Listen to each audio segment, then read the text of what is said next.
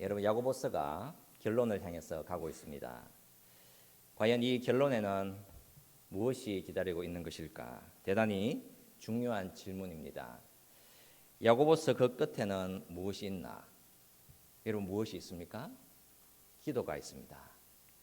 13절 말씀에서 기도할 것이요 14절에서 기도할지니라 15절에서는 믿음의 기도는 그리고 16절에서는 서로 기도하라 17절과 18절 말씀에서는 간절히 기도한 적 다시 기도하니 여러분 이렇게 기도라고 하는 것이 야고보서 이 말씀의 결론부에 놓여져 있습니다. 기도하라. 여러분 기도의 사명이라고 하는 것은 아무리 강조해도 지나치지 않는 것입니다.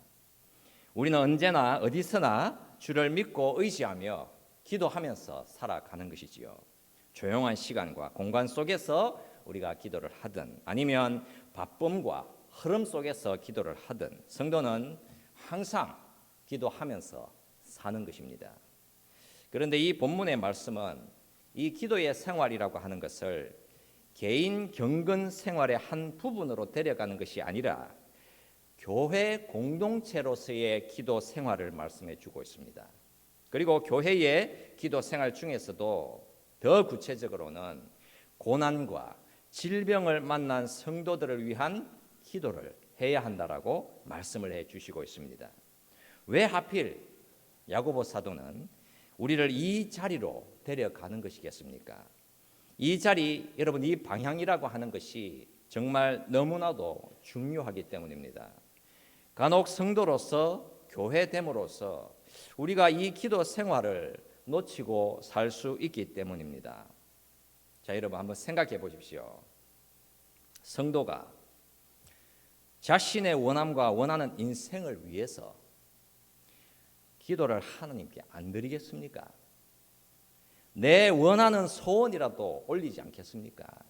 기도하지 말라고 하더라도 자기 자신을 위해서는 하나님께 내 원하는 것 달라고 기도하지 않겠습니까?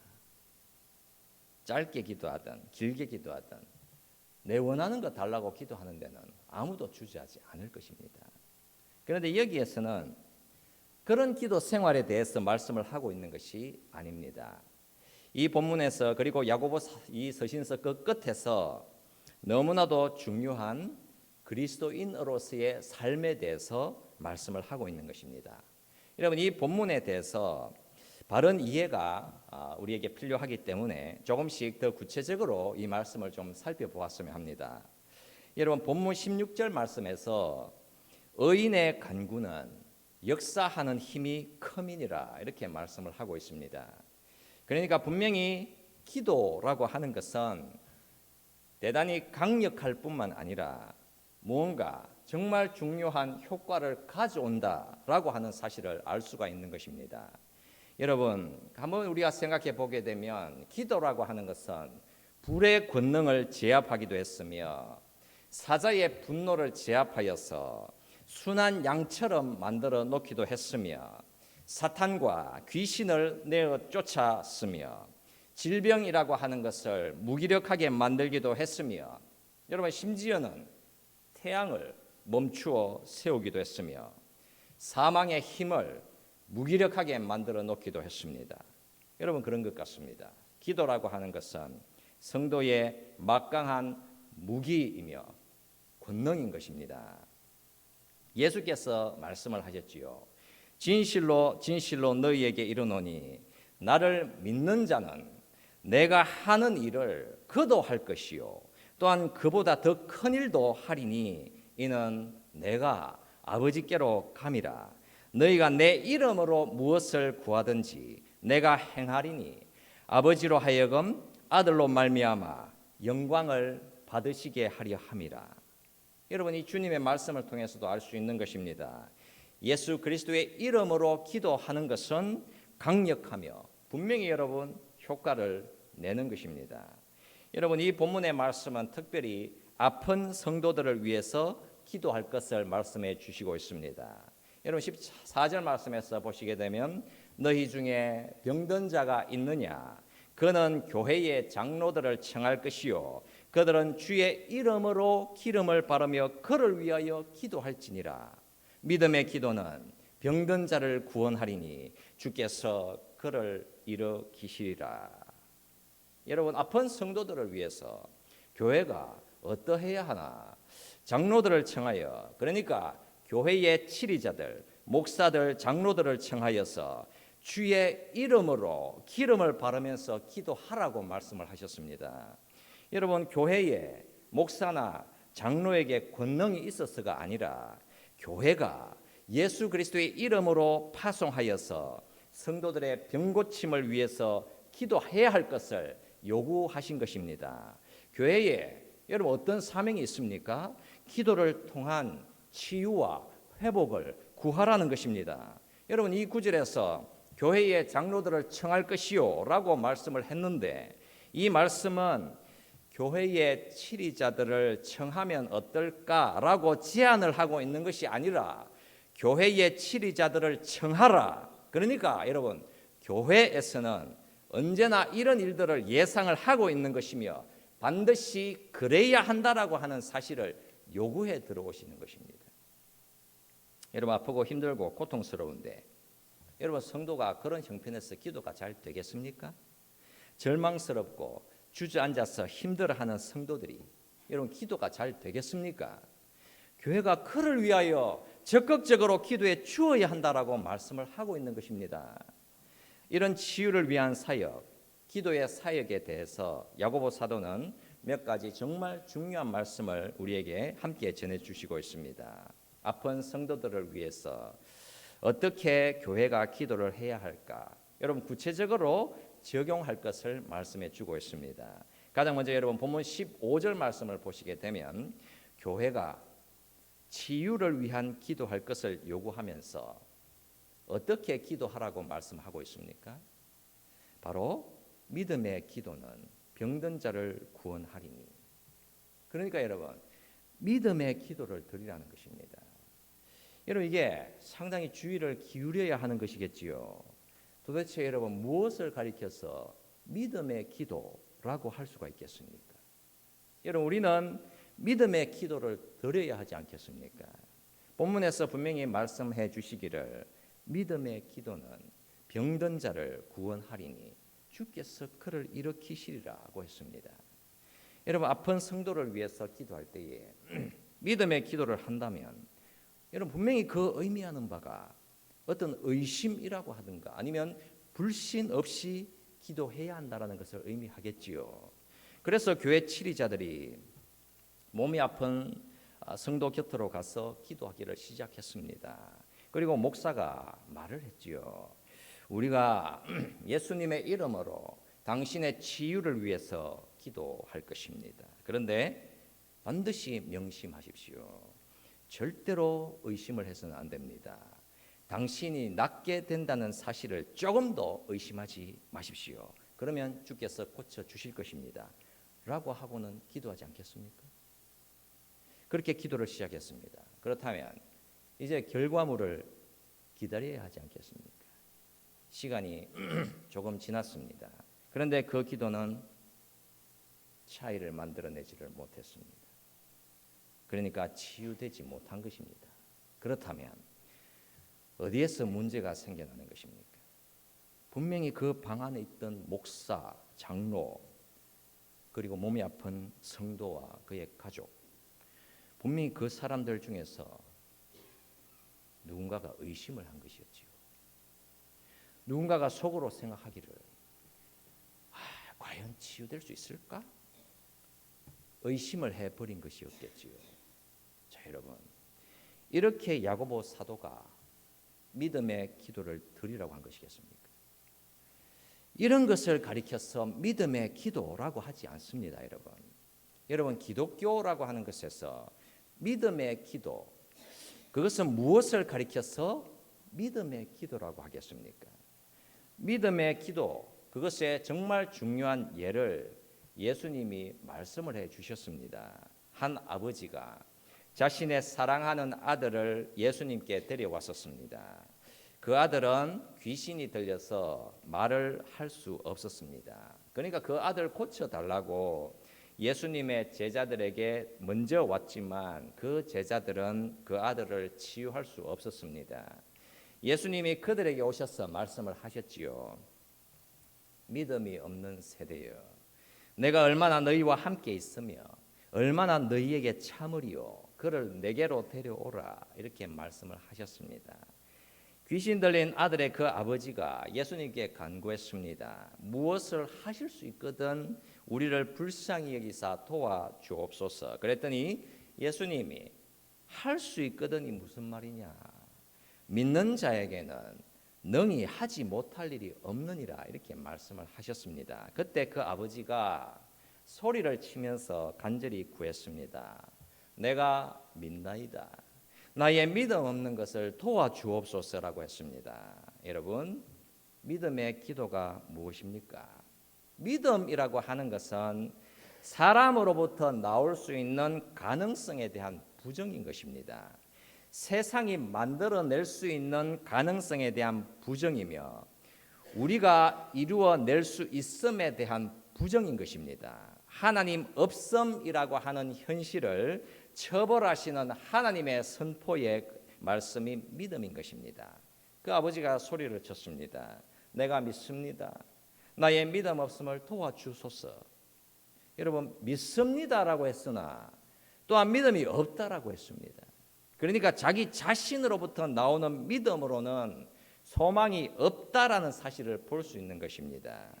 나로부터 믿음이 나올 수 없어서 주 예수 그리스도를 의지할 수밖에 없는 것, 여러분, 그것을 가리켜서 참된 믿음이라고 하는 것입니다. 여러분, 삼손 한번 기억해 보십시오. 삼손이라는 사람이 자기가 가지고 있던 비밀, 그 진실을 전부 다 토로해서 자신의 힘의 비밀인 머리털을 다 밀리게 되었습니다. 그리고 그는 힘을 잃었습니다. 그러나 그 머리는 다시 자라나기 시작했다고 말씀을 합니다. 그러나 어떻습니까, 여러분? 그 삼손에게서 머리털이 다시 자라난다고 해서 삼손의 힘은 절대로 다시 돌아올 수 있는 것이 아닙니다.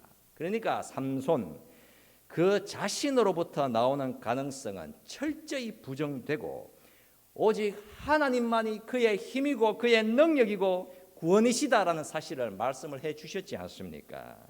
바로 우리는 그 깨달음과 그 지점으로 가는 것입니다. 오 주님, 제가 믿습니다. 그러나 제가 믿음 없음을 도와주시옵소서. 여러분, 이것을 가리켜서 기독교 믿음이라고 하는 것입니다. 기독교 교회 치유 사역은 언제나 여러분, 살아계신 하나님께 전적으로 나를 의존함으로 시작이 되고 완성이 되는 것입니다. 그러니까 치유를 해 주시든 아니면 해 주시지 않든 하나님께서는 가장 바른 길로, 가장 선한 길로 우리들과 교회를 안내해 주신다라고 하는 사실입니다. 여러분, 이렇게 교회는 믿음의 기도, 주님, 이 아픈 성도를 주님 당신께 온전히 맡겨드립니다라고 하는 기도를 드리라라고 말씀을 하는 것입니다. 주 예수 그리스도를 전적으로 의지하는 믿음으로 기도해야 한다라고 말씀을 하시는 것이지요. 그리고 여러분, 이제 본문 14절 말씀을 보시면 주의 이름으로 기름을 바르며 기도하라, 이렇게 말씀을 했습니다. 그렇다면 여러분, 기름을 바르면서 기도한다는 것은 도대체 무엇을 의미하는 것이겠습니까? 우리가 여러분 선한 사마리아인의 비유를 알고 있지 않습니까? 사마리아인이 강도 만난 사람을 도와주었습니다. 그때의 장면을 성경에서는 말씀을 하시기를 가까이 가서 기름과 포도주를 그 상처에 붓고 싸매고, 여러분, 이렇게 도와주었습니다. 이때 여러분, 기름이라고 하는 것을 사용을 했는데 그것은 몸의 그 상처를 완화시켜주는 기능을 했습니다. 기름은 분명히 의학적인 용도로 사용을 했던 것입니다. 그러나 그렇다면 성도의 상처가 외상이 아니라 내상이라고 한다면 여러분, 그 기름이라고 하는 것은 효과를 낼 수 없는 것입니다. 그렇다면 여러분, 여기에서 주의 이름으로 기름을 바르며 그를 위하여 기도할지니라, 이렇게 말씀을 하셨는데 바로 여기에서 말씀해 주시는 기름이라고 하는 것은 바로 성령 하나님의 임재를 상징하는 표현인 것입니다. 그러니까 여러분, 기도라고 하는 것은 의학을 대체하는 목적으로 주신 것이 아니다라고 하는 사실입니다. 또한 기름을 바르면서 기도한다라고 하는 것은 분명히 이 치유를 위해서 성령께 의탁하는 것이 정말 분명한 것이지만, 그렇다고 해서 그 기도가 반드시 기적을 의미하는 것은 아닙니다. 여러분, 주의 이름으로 기름을 바르며 기도한다라고 하는 것은 이렇게 고통받는 사람을 영적으로 주님 앞에 데려갑니다라고 하는 의미를 담고 있을 뿐만 아니라 주님 앞에 이 사람의 몸까지도 맡깁니다라고 하는 의미가 들어있는 것입니다. 그러니까 하나님은 의학도 치유의 용도로 사용을 하시는 것이며, 하나님의 그 은혜가 그 치유로 바른 길로 인도해 주실 수 있으며 완성해 주실 수 있다라고 하는 사실을 말씀을 해 주시는 것이지요. 기름을 바르며 기도할 것을 말씀을 하시면서 점점 더 깊은 자리로 우리를 안내해 가고 있습니다. 여러분, 본문 15절에서 말씀을 하시기를 혹시 죄를 범하였을지라도 사하심을 받으리라고 했습니다. 여러분, 이 말씀은 우리 믿는 성도가 가야 할 길을 분명히 더 안내하고 있는 것입니다. 여러분, 16절 말씀에서는 그러므로 너희 죄를 서로 고백하며 병이 낫기를 위하여 서로 기도하라고 했습니다. 여러분, 이게 정말 너무나도 중요한 말씀입니다. 몸이 아픈 성도, 질병으로 고통하는 성도를 향해서 죄를 고백하며 병이 낫기를 기도하라고 했습니다. 또한 서로 고백하며 서로 기도하라고 했습니다. 하나님께서 예수 그리스도를 통해서 교회라고 하는 것을 우리에게 주셨고, 우리가 교회 공동체에 들어와 있습니다. 그리고 그 교회됨이라고 하는 것이 의미하는 바, 죄를 서로 고백하며 병이 낫기를 서로 기도하라고 했습니다. 자, 여러분, 죄를 고백하는 것과 아픈 몸이라고 하는 것은 무슨 상관이 있는 것이겠습니까? 무언가 야고보 사도가 아주 의미심장한 말씀을 하고 있는 것 같습니다. 지금 아픈 성도를 두고 죄를 범함이라고 하는 어떤 영적인 현실을 말씀하고 있는데, 여러분, 그러니까 이 말씀은 그리스도인이 아플 때에 자신의 마음을 살펴보고 혹여나 자신의 죄로 인해서 하나님과의 관계에 문제가 있지는 않는지 분명히 그것을 확인하라 도전을 하고 있는 것입니다. 여러분, 과연 이런 도전이 실행이 되겠습니까? 아픈 성도에게 가서 당신이 죄를 지어서 몸이 아플 수도 있을 테니까 당신의 죄를 고백할 필요가 있겠습니다 라고 말을 했다면, 여러분, 야고보 사도가 그런 마주함을 해야 한다라고 도전을 하시는 것입니까? 어쩌면 어떤 경우에는 그럴 수도 있겠다라는 생각이 듭니다. 몸이 아픈 그 사람은 그 아픔을 통해서 하나님과의 영적인 관계를 새롭게 할 변화의 기회를 만날 수도 있습니다. 그러나 모든 경우가 다 그렇다고 말할 수는 없습니다. 우리의 몸이라고 하는 것은 우리의 마음과 긴밀하게 연결이 되어 있습니다. 우리의 영적인 문제, 감정적인 문제, 분노의 문제, 죄책감의 문제, 불안함과 근심의 문제, 두려움의 문제, 여러분, 이런 다양한 심리적, 정서적, 영적인 문제가 우리의 육신의 건강에 분명히 영향을 미칠 수가 있기 때문에 그렇습니다. 여러분, 한 의사가 그런 질문을 했습니다. 여러분들은 정신의 질병이 무엇이라고 생각합니까? 이 질문에 누군가가 이렇게 대답을 했습니다. 정신적인 질병은 사람의 머리와 생각에서 나오는 거 아닙니까? 그랬더니 그 의사가 아니다라고 대답을 했습니다. 그 의사가 말하기를 정신의 질병은 당신의 몸 안에 있다라고 했습니다. 근심으로부터 두통이 나오게 되고, 두려움이라고 하는 것에서 궤양이 찾아오게 되고, 분노라고 하는 것에서 대장염이 오게 된다는 것입니다. 그러니까 우리의 몸은 깨어지고 있는 것입니다. 우리의 머리에서가 아니라 정신의 질병이라고 하는 것은 우리의 대장에서, 우리의 폐에서, 우리의 뇌에서 오는 것이라고 했습니다. 정신의 질병이라고 하는 것은 상상력이라든가 생각에서 만들어진 질병이 아니라고 했습니다.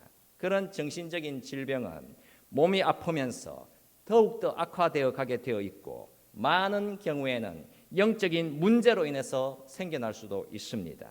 그러니까 우리 믿는 성도들에게 있어서 우리가 아플 때에 우리는 언제나 살아계신 하나님과 평화할 수 있어야 하는 것이며 하나님과의 관계를 언제나 새롭게 해야 하는구나라는 사실을 분명히 알 수 있게 되는 것입니다. 우리의 심령, 우리의 양심을 더욱더 분명하게 만들어 놓고 무엇보다도 하나님과의 그 사랑을 더 확신하고 우리는 더 깨달을 수 있어야 하는 것입니다. 자, 여러분, 육신의 질병과 죄의 관계에 대해서 우리가 바르게 정리를 할 필요가 있습니다. 자, 여러분, 우리의 영혼의 치유가 우리의 몸을 치유할 수도 있습니다. 우리의 영혼의 문제가 우리의 몸에 문제를 가져올 수도 있습니다. 그러나 많은 경우에 우리의 몸이 아프다라고 하는 사실은 우리의 죄와 상관이 없습니다. 때때로는 우리의 죄가 우리의 몸의 질병을 가져올 수 있겠지요. 그리고 그 죄는 우리의 몸의 질병에 의해서 파악이 되어서 나의 죄가 무엇인지 볼 수 있습니다. 여러분, 이 본문의 말씀은 단순히 육신의 치유에 대해서만 기도할 것을 명령하지 않습니다. 우리의 영혼의 문제를 반드시 마주해야 한다라고 말씀을 하는 것이지요. 여러분, 우리가 언젠가 몸이 아프고서야 비로소 내가 참으로 연약한 사람일 뿐이구나. 나는 정말 분명히 하나님을 의지할 수밖에 없는 그런 연약한 피조물일 뿐이구나. 여러분, 그 사실을 알 수 있지 않습니까? 우리는 여러분 전적으로 하나님만을 의지할 수밖에 없는 것입니다. 여러분, 우리는 하나님이 없이는 아무것도 자신할 수도 괜찮을 수도 없는 사람들인 것이지요. 여러분, 우리의 몸이 아프면 우리는 반드시 거의 먼지 조각처럼 겸손하게 될 수밖에 없는 것이지 않습니까? 그때 비로소 나의 모습을 볼 수 있는 것입니다. 나의 연약함, 나의 불완전함, 나의 부족함, 여러분 그거 다 볼 수 있게 되어 있는 것입니다. 여러분, 야고보 사도가 말씀을 하는 바 우리의 영혼의 치유, 우리 죄의 고백, 하나님과의 올바른 만남과 관계, 바로 이 만남이 우리의 몸을 치유해내는 원인이 될 수 있다라는 사실을 분명하게 말씀을 하고 있는 것입니다. 또 여러분, 또 어떤 경우에는 우리의 몸에 어떤 질병이라고 하는 것이 우리의 영혼을 치유해낼 수도 있다라고 하는 사실이지요. 여러분, 항상 우리 믿는 자들은 몸이라는 거 하는 것을 영혼과 함께 생각을 하고 고민하고 기도해야 하는 것입니다. 우리는 언제나 우리의 연약함과 우리의 몸의 아픔을 우리의 영혼의 회복과 함께 같이 생각을 해야 하는 것입니다. 자, 여러분, 하나님은 우리가 치유를 위해서 기도할 때에 언제나 그렇다면 그 기도를 들어주시는 것입니까? 너무나도 날카로운 질문이 있을 수 있겠다 싶습니다, 여러분. 때로는 하나님을 향해서 큰 원망과 한탄을 쏟아낼 수도 있지 않겠습니까? 우리의 기도는 언제나 믿음의 기도일 수밖에 없는 것입니다. 주님을 의지하며 기도하는 것이지요. 그러나 믿음의 기도가 우리가 기대하는 방식대로 응답을 받는 것은 아니다라는 사실입니다. 여러분, 예수께서 겟세마네 동산에서 기도하실 때에 우리가 기억을 하지 않습니까? 가능하다면, 그러니까 자신이 원하는 기로는 이 고난의 잔을, 이 십자가를 옮겨달라고 했습니다. 하나님, 다른 가능성은 없겠습니까? 하지만 그 기도는 거절당했습니다. 주님은 믿음으로 기도를 했겠지요. 아니, 가장 완전한 믿음을 가지셨습니다. 그러나 주님의 기도는 자신이 원하는 대로 응답받지를 못했습니다. 야고보서 4장 14절 말씀에서 야고보 사도가 그런 말씀을 했지요. 내일 일을 너희가 알지 못하는도다. 그러니까 여러분, 바로 이 이유 때문에 우리의 모든 기도가 우리가 원하는 대로 응답을 받는 것이 아닙니다. 그러니까 우리는 충분히 잘 알지 못한다는 사실입니다. 자, 여러분 한번 생각해 보십시오. 자, 한 가족이 있었습니다.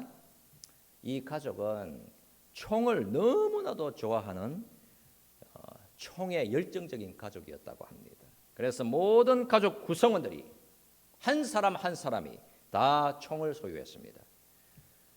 어린 아이에게도 총을 주었습니다. 진짜 총. 그런데 총알을 주지 않았습니다. 그때 작은 아이가 아빠에게 그렇게 말을 했습니다. 아빠, 아빠는 왜 나에게 강력한 총알을 넣은 45 매그넘을 안 주시는 거예요? 그랬더니 아빠가 그 아이를 내려다보더니 너는 아직 너무 어려서 그것을 사용하면 안 돼 라고 말을 했습니다. 그러고 나서 잠시 후에 그 아빠가 하는 말이 10살 될 때까지는 안 돼 라고 했답니다. 여러분, 10살 될 때까지 안 돼. 여러분, 아마도 총에 대해서 잘 모르시는 분이라고 할지라도 그 아빠가 너는 10살 될 때까지는 그 총알이든 총은 안 돼 라고 했다면 과연 그 아빠를 정말 우리가 한심한 눈으로 바라보지 않겠습니까? 하나님 아버지께서 말씀하시기를 네가 믿음으로 간구한다면 아무런 조건 없이 모든 것 다 들어줄게 라고 했다면 여러분 어떻겠습니까? 하나님이 내가 원하는 기도 다 들어주신다면 여러분 그 기도의 응답이 얼마나 파괴적인 것이 되겠습니까? 그 하나님 아버지는 자녀가 어떤 상태인지 살피지도 않고 그 자녀를 학대하는 것이 되는 것입니다. 하나님이 왜 나의 기도를 들어주시지 않는가? 나는 분명히 믿음으로 기도했는데 왜 안 들어주시는가? 여러분 어떻습니까? 우리는 모르지만 하나님은 가장 잘 아시기 때문인 것입니다. 응답받지 못하는 기도가 있다. 그 이유는 하나님의 분명하신 사랑과 목적이 언제나 그곳에 있기 때문인 것입니다. 그래서 교회인 우리가 늘 주를 믿으면서 믿음으로 기도를 하면서 그러나 하나님은 언제나 모든 것을 다 하시고 우리를 최선으로 인도해 주시기 때문에 우리는 기도하면서 불안해하는 것이 아니라 오히려 안심하며 평강을 누릴 수 있게 되는 것입니다. 이제 또 한 가지 중요한 내용을 살펴보도록 하겠습니다. 자, 여러분 본문 16절 말씀 끝부분을 한번 볼게요. 의인의 간구는 역사하는 힘이 큼이니라. 자, 여러분 이 말씀을 보면 의인의 간구, 즉 의로움이라고 하는 것을 말씀을 하고 있습니다. 그러니까 그 사람이 의로울수록 그의 기도는 더 효과적이다. 의로운 사람의 기도는 훨씬 더 강력하다. 그런 의미로 볼 수 있지 않겠습니까? 더 의로운 사람의 기도는 더 잘 응답을 받는다.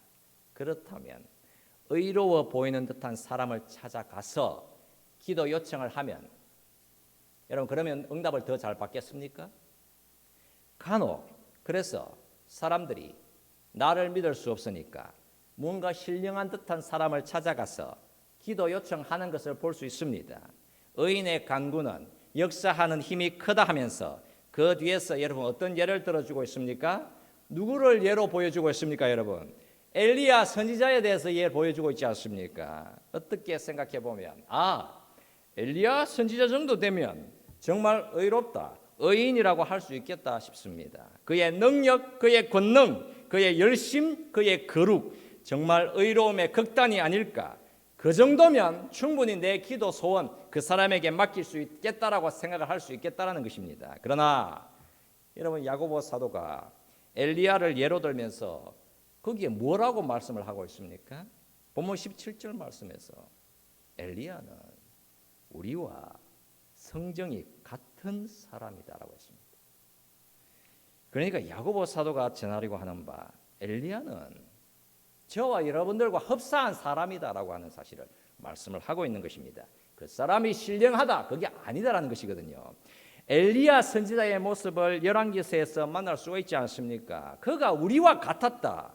그 의미가 무엇입니까? 그도 절망에 사로잡혔었고 그도 두려움 속에 빠졌었으며 그 인생조차도 불완전했었다. 그 의미를 말씀을 하고 있는 것입니다. 그의 신령함을 찬송하는 것이 아니라 그의 연약함에 대해서 말씀을 하고 있는 것이지요. 그렇다면 엘리야가 우리와 같은 사람이다.